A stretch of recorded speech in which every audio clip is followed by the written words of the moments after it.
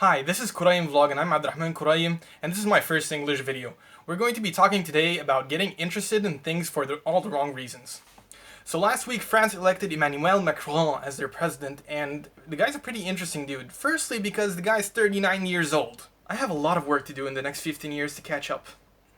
But the thing is, should his age be the thing that turns people's heads around? I mean, for instance, his opponent, Marine Le Pen, wanted to take France out of the Eurozone, which would have effectively started a domino effect which would have led to the collapse of the European Union, the second biggest economy in the world. So the fact that the guy who wants France to remain in the European Union won is a pretty big deal, whether the fact that he's 39 years old or 110. And something similar happened last year when Justin Trudeau won the election for the Prime Minister of Canada. He brought in a cabinet that was both gender neutral and at the same time racially diverse. And a lot of interest went into that.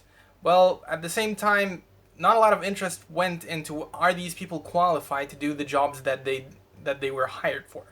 Well, yes, some of them do have a background in, actually most of them have a background in the field that they're working in, but what actually qualifies them to be heads of the cabinet in these positions?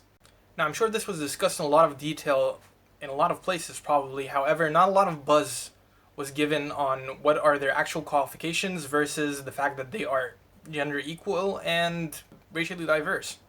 Now, these two things are definitely good things, however, they're not the quality that you should be looking for when you're hiring a cabinet. So when he was asked why he hired this cabinet with this assembly formation, he told them because it's 2016.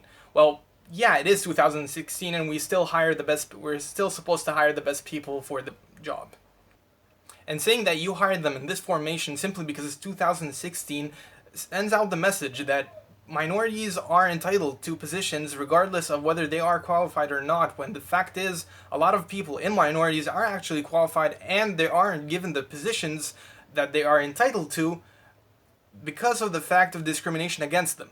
Or the main message should be that minorities are qualified individuals, and the people that I hired in this formation are actually the most qualified individuals without regard to the fact that they are both that the cabinet is gender neutral, and the fact that it is an ethnically diverse cabinet.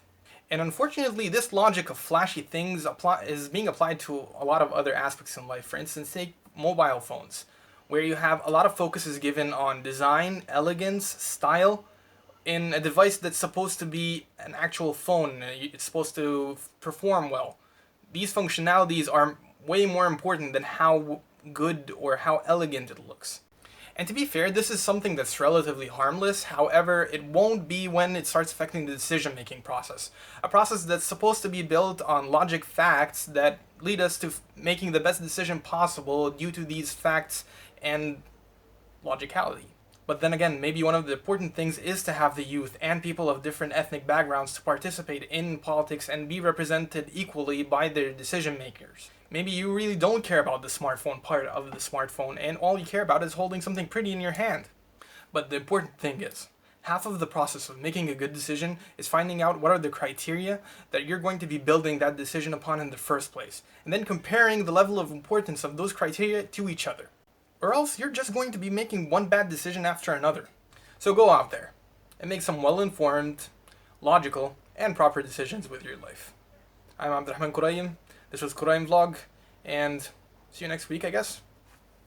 Salam. So a friend of mine called Muhammad Hanafi challenged me to say his name in this video, and technically I already did that. So, yeah.